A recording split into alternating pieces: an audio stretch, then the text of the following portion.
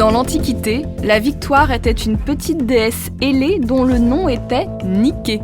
Je suis certaine que ça vous dit quelque chose. Cette petite déesse apporte la gloire au général sur le champ de bataille et les honneurs à l'athlète dans le stade.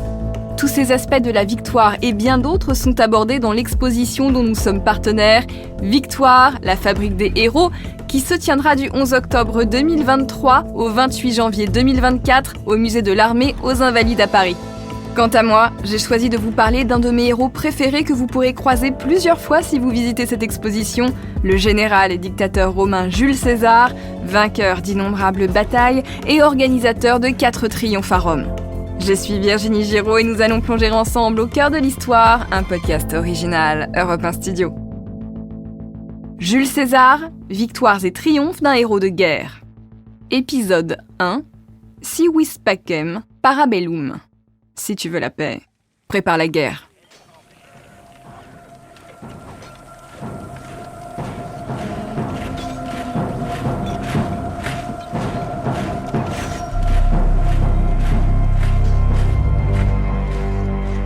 Nous sommes à Alésia le 27 septembre 52 avant Jésus-Christ. Jules César et son armée se tiennent entre les lignes de défense qu'ils ont construites autour du mont Auxois. C'est sur cette colline que se trouve l'oppidum d'Alésia, où s'est retranché le chef de guerre gaulois Vercingétorix et 80 000 de ses hommes. Hier, ces Gaulois ont perdu une bataille décisive. Il flotte encore dans l'air de la plaine l'odeur métallique du sang. César, la cinquantaine triomphante, jubile encore de ses victoires. Il loue les dieux qui lui sont favorables. Et oui, dans l'Antiquité, seuls les favoris des divinités gagnent les guerres. César se sait protégé par Fortuna, la déesse versatile de la chance, et par sa déesse tutélaire, Vénus Génitrix. Il aperçoit enfin un cheval qui sort de l'oppidum assiégé. Sur l'animal au pelage clair, il y a un jeune homme qui porte dignement ses armes d'apparat. C'est Vercingétorix qui vient se rendre. Arrivé devant le général romain, le Gaulois descend de sa monture. Il dépose ses armes et ses décorations militaires aux pieds de César et dit en latin, langue qu'il maîtrise parfaitement, « Tiens, tu as vaincu, toi, le plus valeureux des hommes, un homme valeureux. »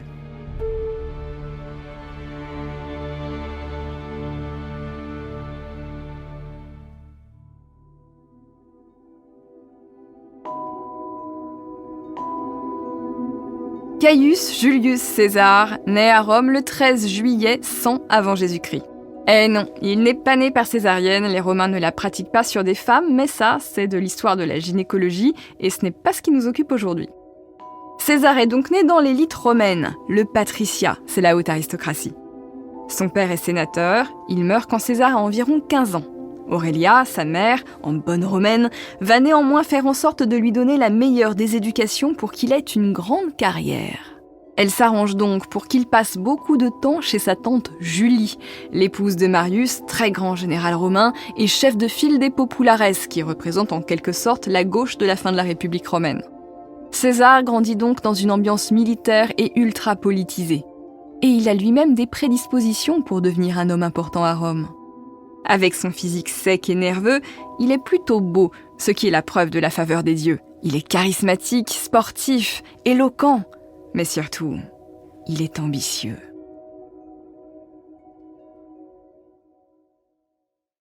Dans une république romaine en crise depuis presque 50 ans, César est convaincu de la fatalité de la royauté. Rome veut un homme fort à sa tête pour mettre fin à la crise, et cet homme, ça pourrait bien être lui. Le début de carrière de Jules César n'est pas simple car l'équivalent de la droite romaine, les optimates, vont s'atteler à lui mettre des bâtons dans les roues. Mais César possède une volonté à toute épreuve. Il devient à la fois un génie militaire et un homme politique de premier plan. Il a beaucoup d'ennemis, ça va de soi, et c'est plutôt une bonne chose pour lui de s'éloigner de Rome en 59 avant Jésus-Christ, au moment où il devient proconsul. À ce titre, avec ses 4 légions, il gère plusieurs provinces romaines au nord de la plaine du Pô, dont la Gaule narbonnaise, notre Provence actuelle.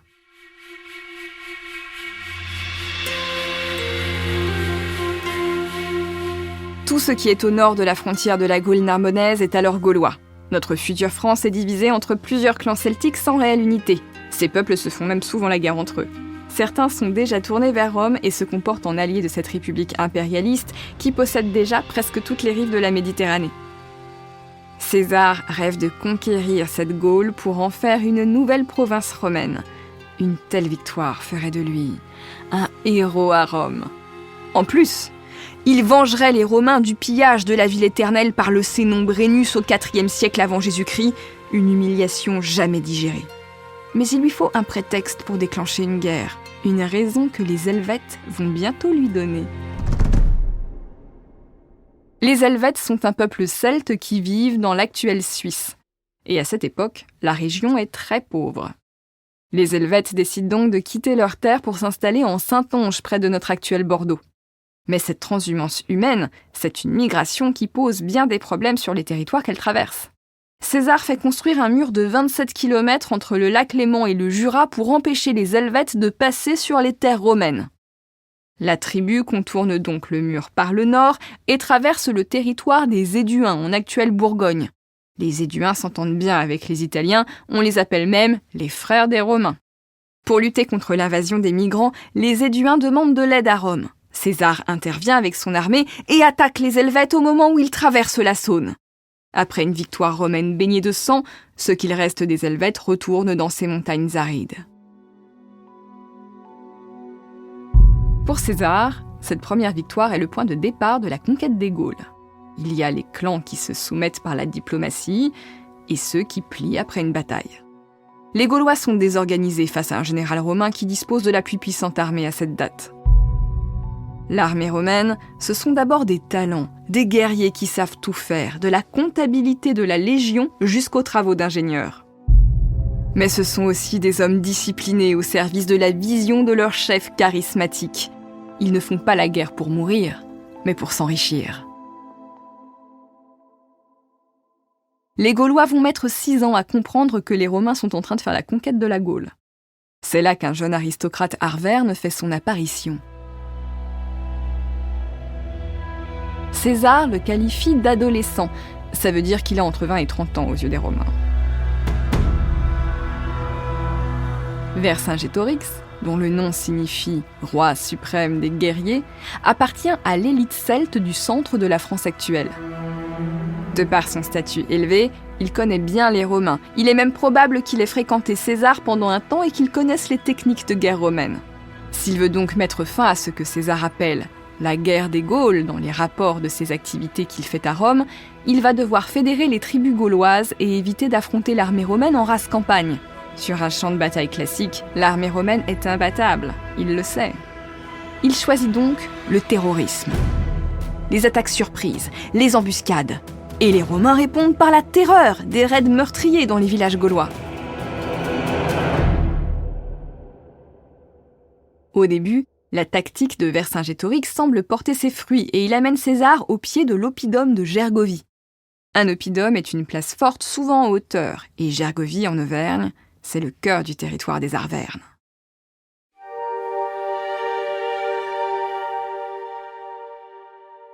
Nous sommes en 52 avant Jésus-Christ, à la fin du mois de mai ou au début du mois de juin. C'est le début du siège de Gergovie. César fait d'abord construire 2 camps pour abriter ses 6 légions, soit près de 40 000 hommes renforcés par une cavalerie d'Éduins. Les 2 camps sont reliés par une fossade duplex, un large fossé qui permet aux soldats de passer à couvert d'un camp à l'autre. Chaque jour, les troupes romaines sont harcelées par des groupes de cavaliers et d'archers gaulois. Le siège de Gergovie commence donc par une guérilla suivie d'une trahison. La cavalerie des Éduins passe du côté des Arvernes et pille le ravitaillement romain. Or, le ravitaillement en nourriture, en vin, mais aussi en or pour payer la solde des soldats, c'est la clé du succès des Romains. Alors que les Gaulois lancent un raid sur le plus grand des 2 camps romains, César ordonne d'attaquer un point au sud des remparts de Gergovie, car il n'y a presque plus de soldats à cet endroit. L'attaque de César est un succès. Dans cette zone, le général et ses légions défont plusieurs alliés de Vercingétorix, et c'est après ce premier carnage que les Gauloises se précipitent sur les Romains. Ces femmes qui, pour une partie d'entre elles, découvrent leur poitrine pour rappeler qu'elles sont mères, tentent d'amadouer les Romains. Elles cherchent à susciter leur pitié ou s'offrent d'elles-mêmes pour ne pas être violées. Et oui, de toute éternité, le viol est une arme de guerre et c'est le privilège des vainqueurs. Mais la reddition des Gauloises n'était peut-être qu'un moyen de gagner du temps. Leurs cris ont alerté d'autres guerriers venus du nord de Gergovie et la bataille reprend de plus belle. Cette fois, les Romains sont repoussés. Les traces archéologiques témoignent de combats particulièrement violents. Les pertes sont lourdes du côté des Romains. 46 centurions et 700 soldats sont envoyés ad patres. Certains se sont même sacrifiés pour protéger la retraite de leurs frères d'armes. César vit la plus amère de ses défaites. Il lève le camp et quitte Gergovie. Après quelques péripéties que je ne développerai pas ici, alors qu'il songe à un repli en s'étouffant de honte, Vercingétorix le pousse à mener un nouveau siège à Alésia cette fois. Attendez, là, il faut qu'on mette le récit en pause. Il faut que je vous dise quelque chose d'essentiel. Il n'y a plus de débat. Alésia est en Bourgogne, à Alys-Sainte-Reine et pas dans le Jura. Les preuves archéologiques sont irréfutables. Fin de la discussion. Je vous emmène donc en Bourgogne, au pied d'Alésia, où se trouve maintenant César.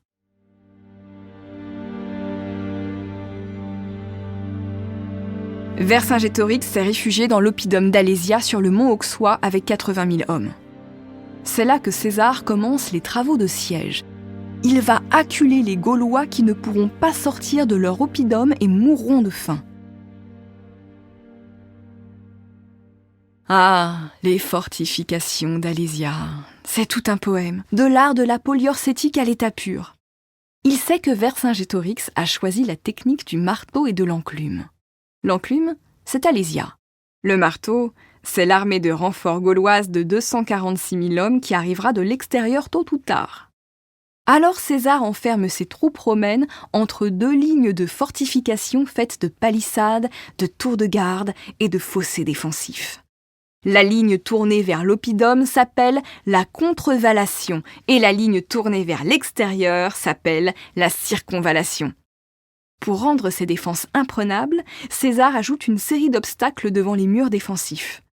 Les défenses extérieures sont un petit chef-d'œuvre. Les tours érigées sur une terrasse surplombent un large fossé profond. Et devant le fossé, il y a une nouvelle fosse remplie de pics cachés sous des branchages pointus. Au-delà, la plaine est parsemée de trous dans lesquels sont piqués des épieux de bois aux pointes acérées. Et plus loin encore, il y a les triboulis, qu'on appelle aujourd'hui des épines du Christ. C'est un objet en métal fait de 4 pointes. Peu importe comment il atterrit sur le sol quand on le lance, il y aura toujours une pointe tournée vers le haut, l'idéal pour blesser des fantassins ou des chevaux de cavalerie.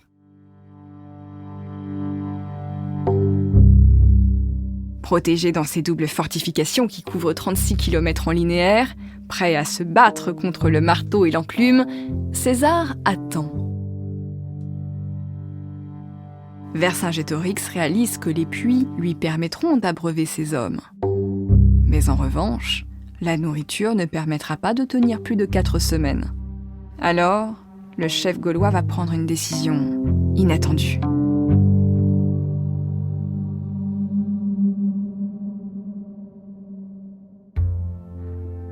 Pour découvrir la suite de ce récit, je vous donne rendez-vous sur l'appli d'Europe 1 ou sur votre plateforme d'écoute préférée. À très vite.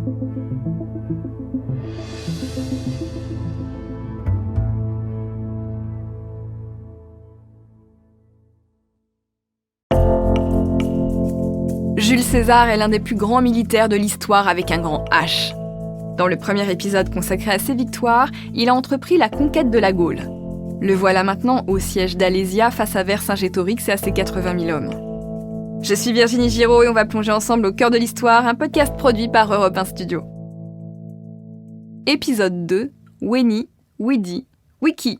Je suis venue, j'ai vu, j'ai vaincu.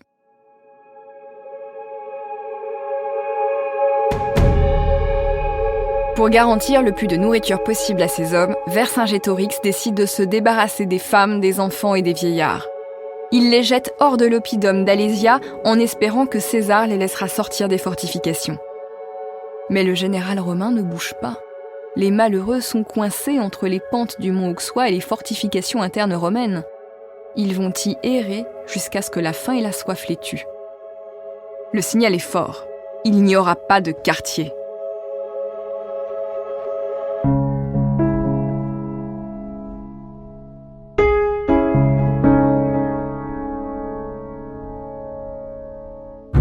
À Alésia, il y a 4 batailles. C'est la dernière qui est décisive. Les chefs gaulois de l'armée de renfort doivent tirer des conclusions de leurs 3 premières défaites. Ils décident d'attaquer un seul camp romain situé au nord de l'Oppidum, où il doit y avoir entre 7500 et 10 000 légionnaires. 60 000 Gaulois venant donc de l'extérieur attaquent l'un des camps de la ligne de circonvallation. Et c'est un échec. Le lendemain, 180 000 hommes venant eux aussi de l'armée de renfort attaquent 2 autres camps. Dans le même temps, Vercingétorix et ses hommes sortent de l'Oppidum et attaquent un point de la contrevallation, la ligne de défense romaine tournée vers Alésia. La voilà la tactique du marteau et de l'enclume. Les légionnaires sont pris en étau. Mais les Romains sont plus durs que le tungstène. Ils se défendent avec acharnement et César lance sa cavalerie pour prendre l'armée de renfort à revers. C'est donc cette armée de renfort qui se trouve maintenant entre le marteau et l'enclume romain. Mises en déroute, les troupes gauloises qui attaquent les lignes romaines extérieures se dispersent. Les cavaliers romains les poursuivent et les tuent jusqu'au bout de la nuit. Vercingétorix et ses hommes, eux aussi en difficulté, se replient dans l'Oppidum d'Alésia. À la fin de la journée du 26 septembre 52 avant Jésus-Christ, on compte 2500 morts et blessés côté romain, 15 000 côté gaulois. La guerre, c'est aussi la guerre des nerfs. César sait que Vercingétorix finira par craquer. En effet, le lendemain, le Gaulois convoque ce qu'il reste de son état-major. À ce stade, il n'y a que 2 solutions. Les Celtes peuvent livrer Vercingétorix enchaîné aux Romains en espérant avoir la vie sauve, ou le laisser se rendre comme un prince avec ses armes sur son cheval. Évidemment, le panache et le sens de l'honneur des vrais guerriers l'emportent. Le 27 septembre, Vercingétorix dépose ses armes aux pieds de César.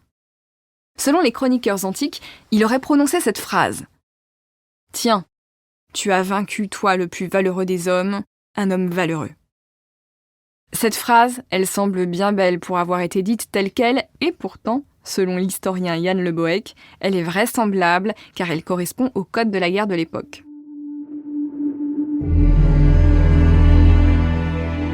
Pour les Romains, cette reddition est l'occasion de remercier les dieux. Les soldats entonnent des péants, des chants de victoire. La capitulation de Vercingétorix est le symbole de la victoire de César sur les Gaules. Le général fait immédiatement envoyer le Gaulois en prison à Rome où il sera gardé jusqu'au moment de son triomphe, une cérémonie religieuse dont je vous parlerai plus en détail tout à l'heure.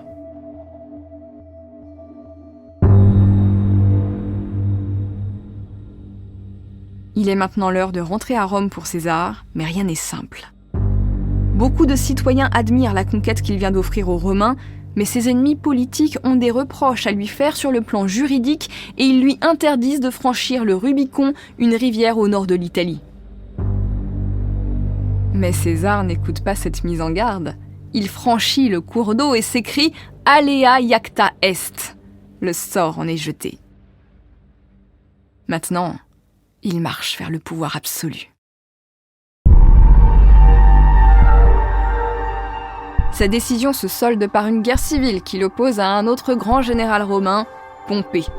Il ne faut pas longtemps à César pour se rendre maître de l'Italie et contraindre Pompée à quitter Rome. Les 2 hommes se livrent de féroces combats. C'est un choc des titans entre les 2 stratèges, mais César a l'avantage, parce que c'est lui le meilleur. En 48 avant Jésus-Christ, César écrase Pompée à la bataille de Pharsale alors que ses troupes sont en infériorité numérique. Pompée prend la fuite et espère pouvoir lever une nouvelle armée.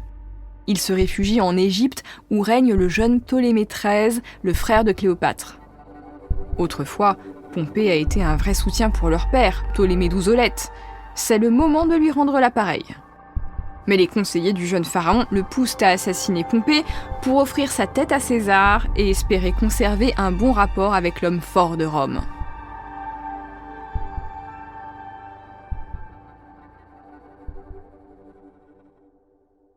En découvrant que Pompée a été assassiné, le général romain entre dans une colère noire. D'une part, on le prive de sa grande victoire sur son rival, le seul ennemi digne de lui, et d'autre part, comment cet avorton de Ptolémée XIII a-t-il osé assassiner par la ruse un Romain ? Mais l'automne arrive, et César monte son camp d'hiver près d'Alexandrie. Sauf si les barbares menacent les Romains, on ne se bat pas entre octobre et mars.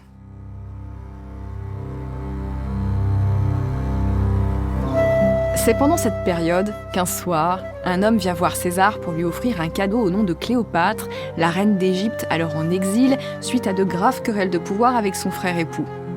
Selon certaines sources, le complice de Cléopâtre déroule un beau tapis devant Jules César, et c'est là que la jeune reine en sort. À cause de son exil, elle est obligée d'entrer en secret dans Alexandrie. Cléopâtre, âgée de 21 ans, n'est pas une beauté fatale, mais elle est charmante, intelligente, vive et ambitieuse. Le quinquagénaire est sous le charme. Il signe un pacte sur l'oreiller avec elle. Il l'aidera à reconquérir son trône. Évidemment, César n'agit pas par altruisme. Il voit là un moyen de mettre le riche royaume d'Égypte sous la coupe de Rome. Et c'est ainsi que débute la bataille d'Alexandrie qui oppose les légions romaines de César à l'armée du pharaon Ptolémée XIII. C'est une guérilla urbaine qui s'achève lors de la bataille du Nil pendant laquelle le jeune pharaon se noie. Cléopâtre est rétablie sur le trône et César choisit une nouvelle captive de choix pour son futur triomphe, Arsinoé.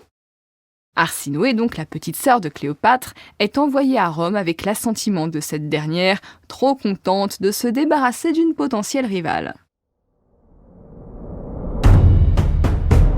Après cette victoire en Égypte, Jules César remporte une nouvelle victoire face au roi du Pont, l'actuelle Turquie.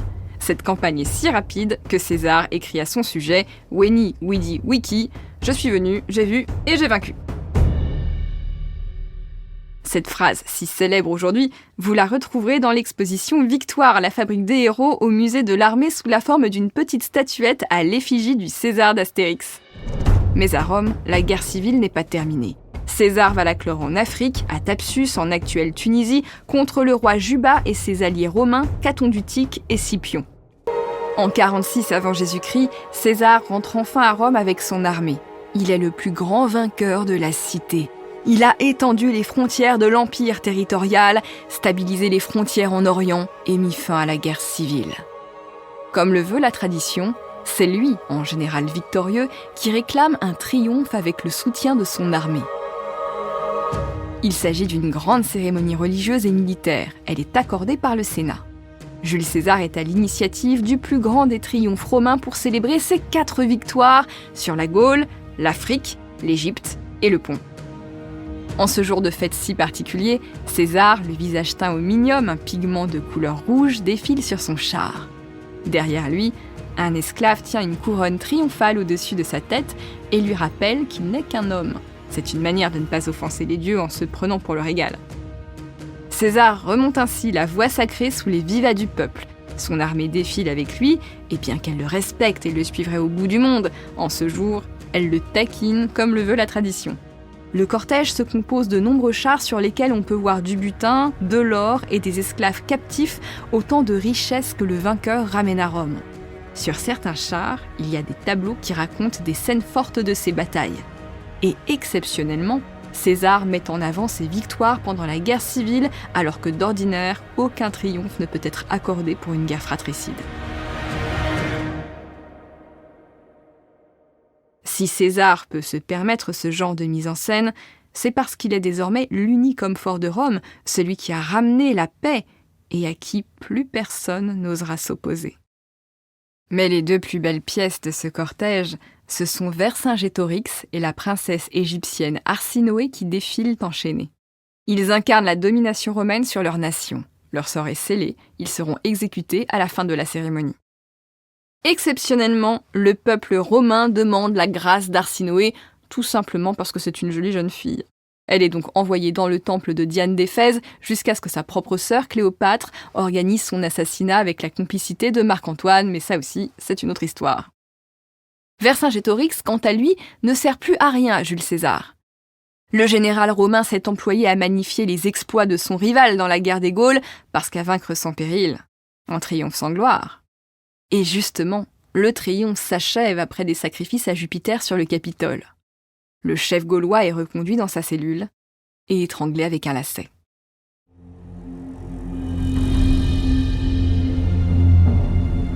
César est désormais dictateur à Rome, ce qui est alors une magistrature exceptionnelle accordée par le Sénat. Il est assassiné 2 ans après son triomphe, pendant les Ides de mars de 44 avant Jésus-Christ. Ses ennemis craignaient qu'il n'en finisse avec la République romaine déjà à l'agonie depuis bien longtemps.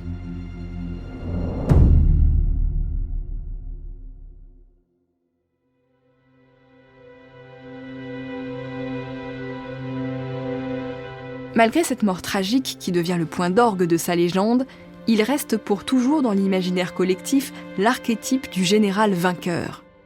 D'ailleurs, Augustin Pajou, un sculpteur du XVIIIe siècle, le représente sous la forme d'un buste couronné de feuilles de chêne. Cette œuvre conservée au Sénat est présentée dans l'exposition Victoire.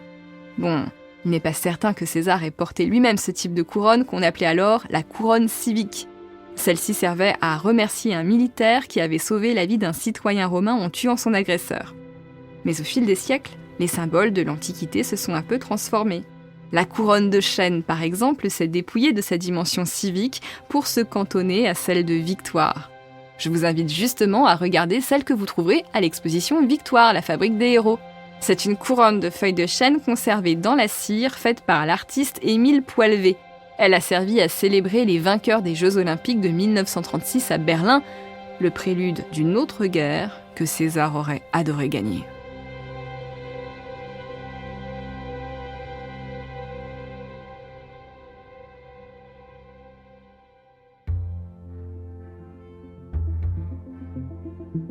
C'est la fin de ce récit consacré aux victoires de Jules César. J'ai évoqué quelques objets que vous retrouverez lors de l'exposition Victoire, la fabrique du héros, qui se tiendra aux Invalides, au musée de l'Armée, du 11 octobre 2023 au 28 janvier 2024.